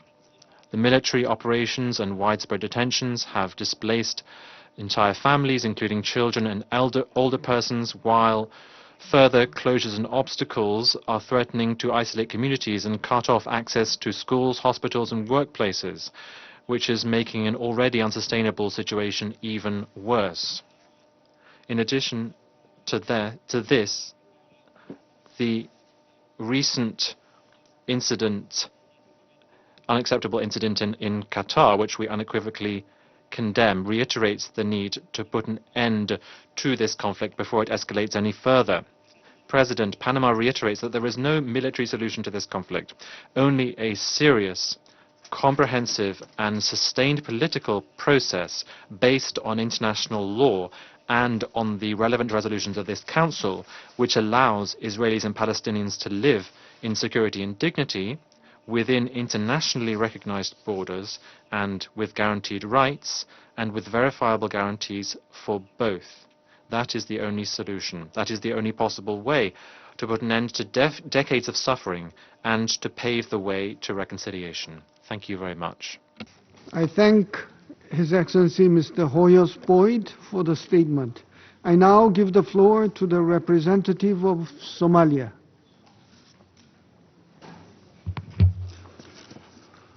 Thank you, Mr. President. At the outset, I would like to thank the Korean Presidency for convening this meeting based on the request from the OIC members of this Council. I would like to welcome all the distinguished ministers participating in this meeting today. I would also like to express our gratitude to the Secretary General for his briefing. Mr. President, we remain gravely concerned about the continued escalation of Israeli military operations in Gaza. As we speak, these military operations are expanding rapidly, and for the 2 million people still trapped in Gaza, it's a death sentence, literally and figuratively.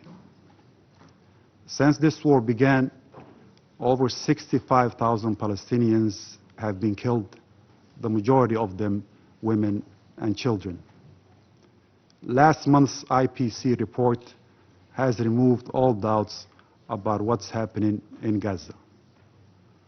Famine is no longer looming. It is taking place now.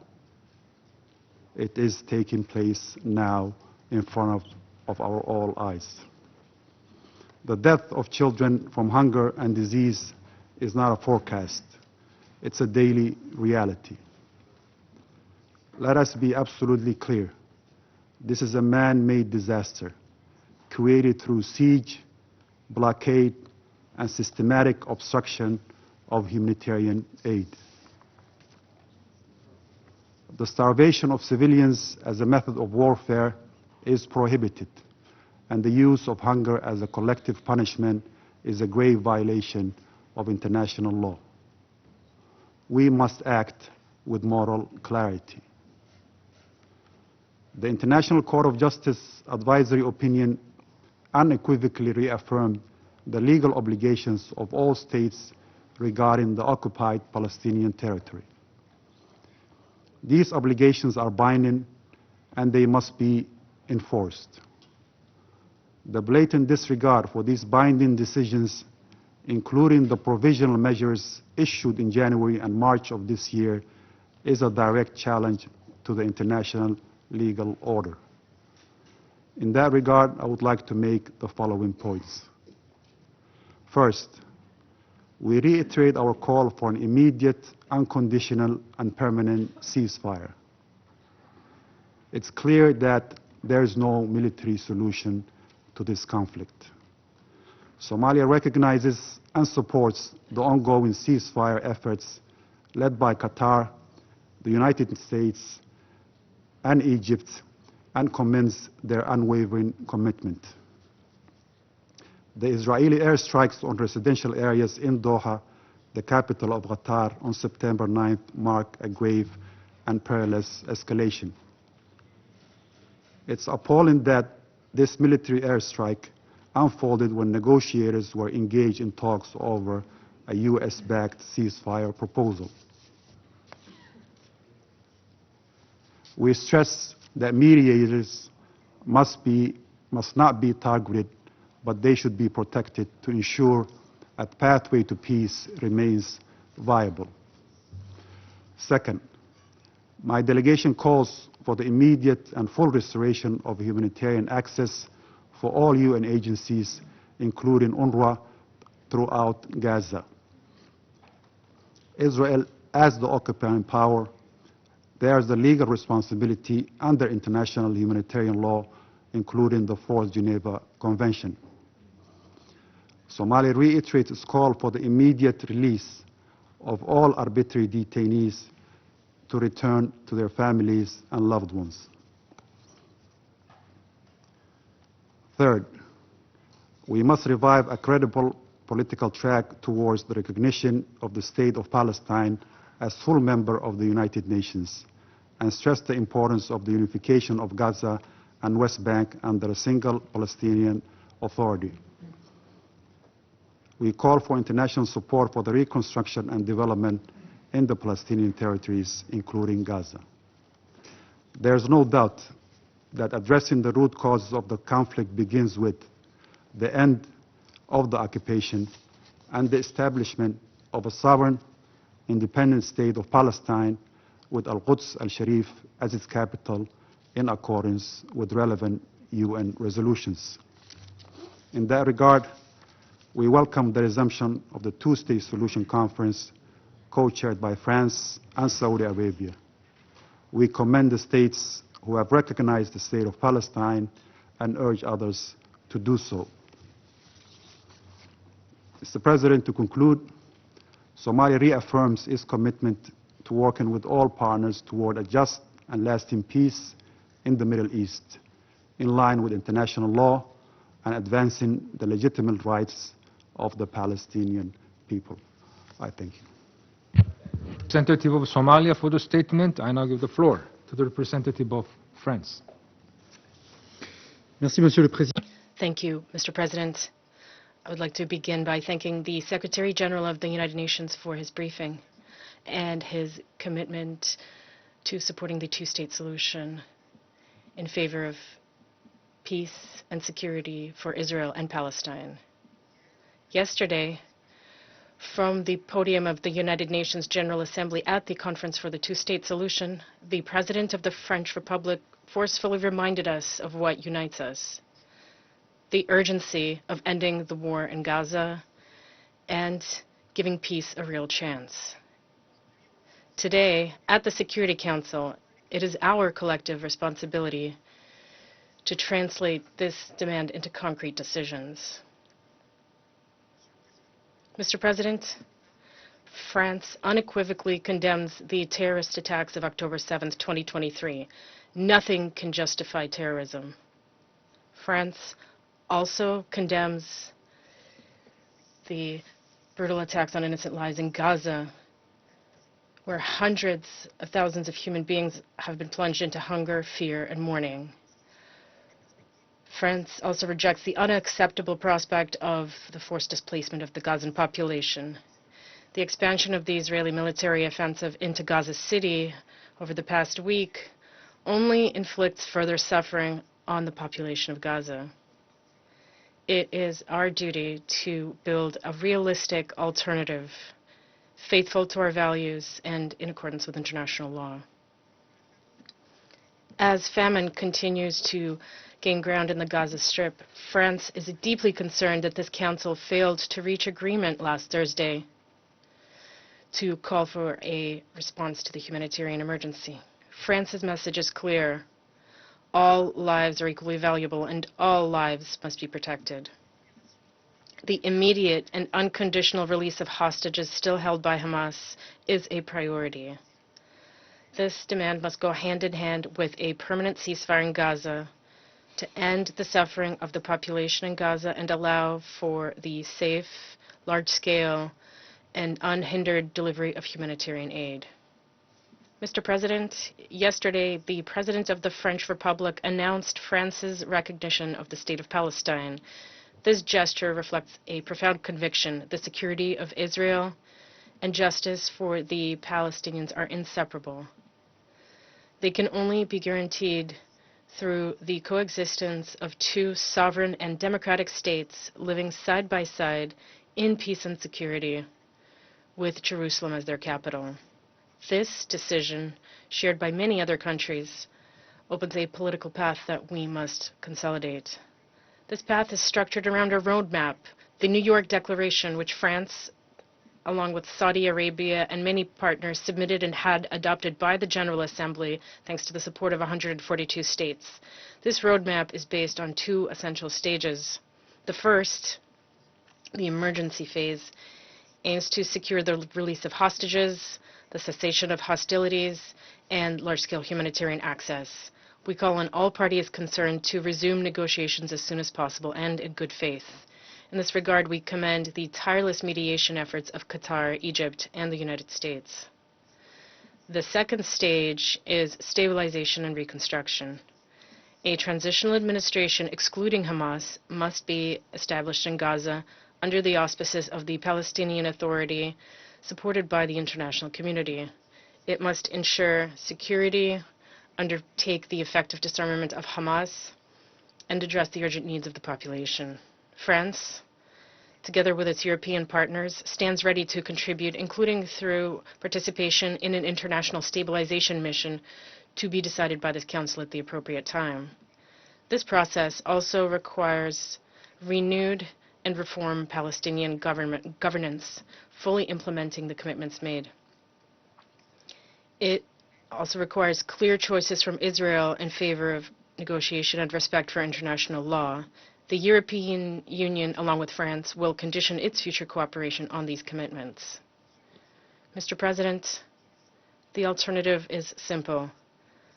Either we preserve the possibility of two states, and with it, peace, or we allow a permanent conflict to take hold with disastrous consequences for the region and beyond. France calls on this Council to act with the determination and sense of responsibility that is incumbent upon it. History will judge our ability to seize this moment. Thank you. I thank the representative of France for the statement. I now give the floor to the representative of the United States. Thank you, Mr. President. I find it, and we find it deeply regrettable that Council members have opted to convene this high-level UN Security Council briefing on Gaza on Rosh Hashanah, the Jewish New Year, knowing full well that that decision excludes Israel. And frankly, colleagues, it's a testament to how this Council has prioritized a lot of performance over serious efforts to actually advance peace. Serious efforts that President Trump, Secretary Rubio, his team, and partners like Egypt and Qatar are engaged in right now as we speak, to end this horrific war. There have been over 80 Council meetings on this issue since October 7th. The main outcome of these meetings, unfortunately, has been to embolden Hamas, to undermine and disrupt negotiations that are aimed at freeing all of the hostages and ending the war and ending the suffering that we all want to end. Unspoken today,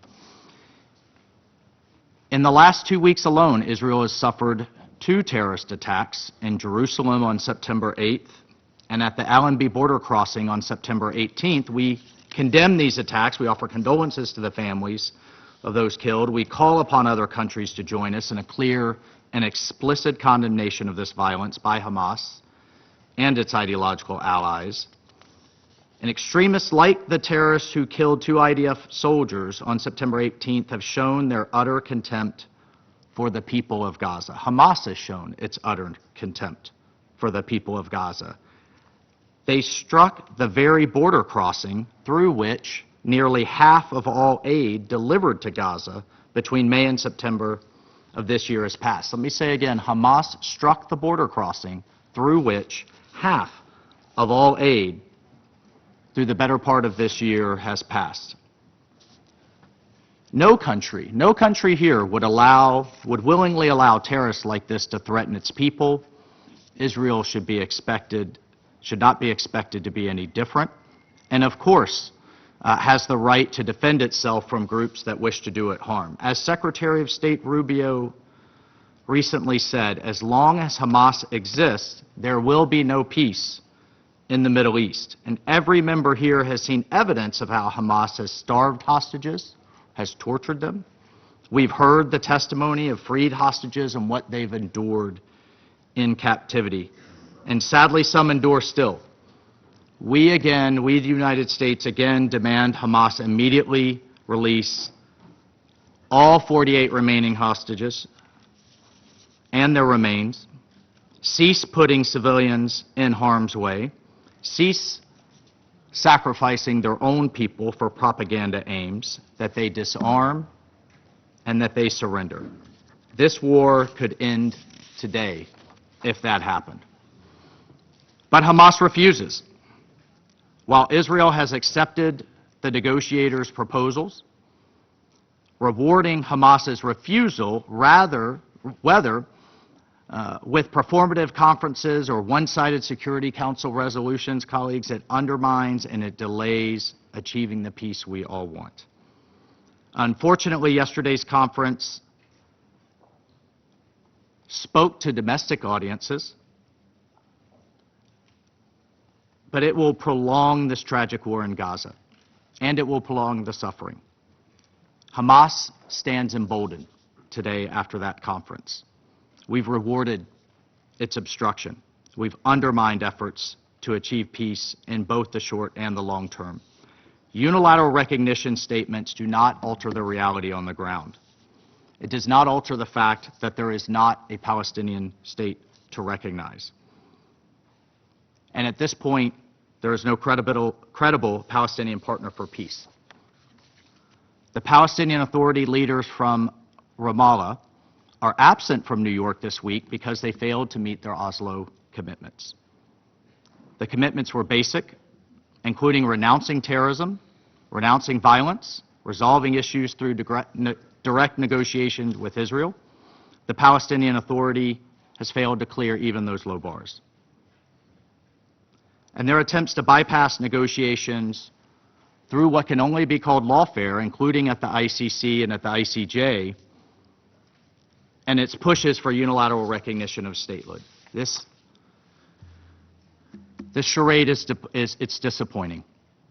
It is clearly fueled by domestic politics, and it has given Hamas a reward for refusing to surrender, as well as an incentive. They're now incentivized to hold on, keep holding the hostages in subhuman conditions.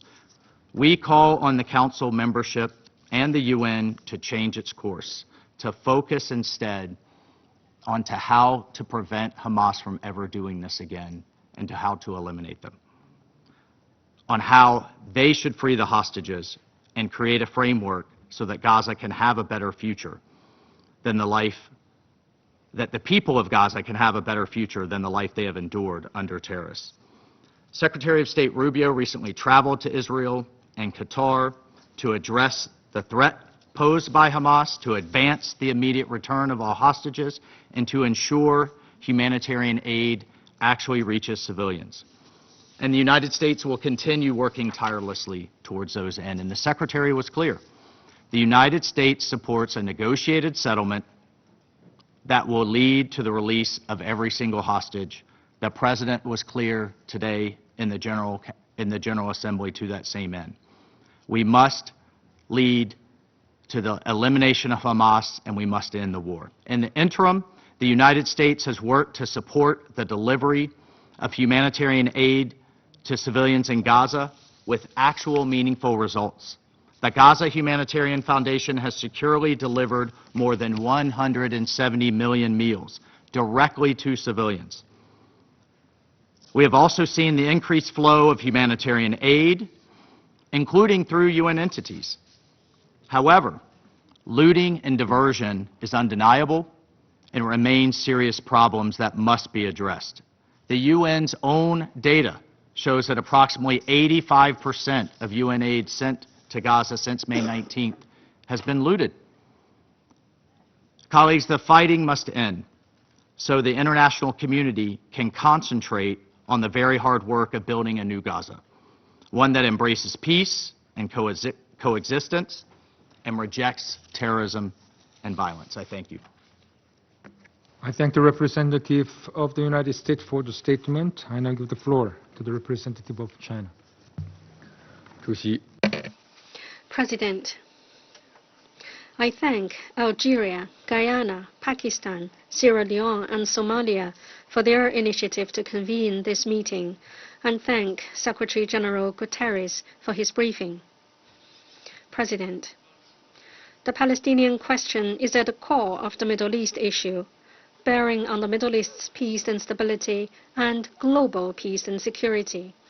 Over 7 decades or so, the Palestinian-Israeli situation has time again fallen into turmoil and even led to the outbreak of wars, shaping the evolution of the international landscape and the development of international relations.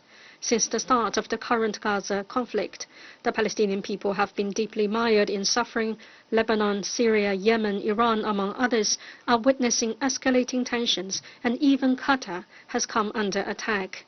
The mounting conflicts and volatility in the Middle East have worsened the global security environment, dampened the economic outlook for the world, and ran counter to the common interests of the international community. It is therefore imperative to accord this issue the utmost importance and accelerate the resolution of the Palestinian question, which lies at the heart of the current turmoil.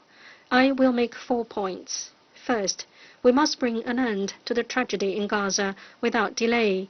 The conflicts of the past 2 years have devastated Gaza with scenes of misery and destruction everywhere, yet Israel is stepping up its military offensive, causing even greater civilian casualties and displacements. Military means are not the solution to the problem. An immediate ceasefire is the right way to save lives and bring hostages home. We urge Israel to cease all military actions in Gaza without delay, fulfill its occupying powers' obligations under international humanitarian law, and fully restore access for humanitarian supplies. Last week, the Security Council's draft resolution on Gaza was vetoed once again by a permanent member. With deep disappointment, we expect the relevant country to effectively shoulder its responsibility and make earnest efforts to end this war. Second, we must de-escalate tensions in the West Bank. Israel continues to expand settlements in the West Bank, forcibly demolish Palestinian structures, conduct frequent searches, arrests, and raids, and condone settler violence. The occupying power has recently approved and advanced the E1 settlement plan. This dangerous act gravely violates international law and Security Council resolutions, undermines the territorial contiguity of Palestine, and erodes the foundations of an independent Palestinian state. We call on Israel to immediately cease all settlement activities, curb settler violence, and lift restrictions on Palestinian economic activities. Third, we must rectify the historical injustices suffered by the Palestinian people. Israel has long established itself as an independent state. The Palestinian people, however, remain without a homeland. This is the root of the problem. The two-state solution as the only viable way to solve the Palestinian question is irreplaceable and must not be denied. Yesterday, the UNGA high-level international conference on a two-state solution once again issued a strong call in support of the two-state solution. A number of Western countries have recently recognized the state of Palestine one after another. The international community should sustain the current momentum, strive to revitalize the prospect for the two-state solution, and support the early establishment of an independent Palestinian state and its early admission as a full member state of the United Nations. Both Gaza and the West Bank are inalienable parts of the Palestinian territory. We must resolutely oppose unilateral actions that undermine the foundations of the two-state solution. Any day-after governance and reconstruction arrangements must respect the will of the Palestinian people and uphold the legitimate rights of the Palestinian nation. Fourth, we must maintain peace and stability in the Middle East. From the onset of the current Gaza conflict, there has been frequent abuse of force and military adventurism, which have triggered profound changes in the regional landscape. The Middle East is once again standing at historical crossroads: relaxation or escalation, dialogue or confrontation, peace or war. These are the choices that the regional countries and us, the international community, should make collectively. We call on all parties to effectively respect the sovereignty, security, and territorial integrity of countries in the Middle East. We call on Israel to earnestly respect the rights to survival and development of the people in the Middle East, and call on countries in the region to prioritize long-term peace and security, uphold the vision of common security, resolve differences through inclusiveness, address conflicts through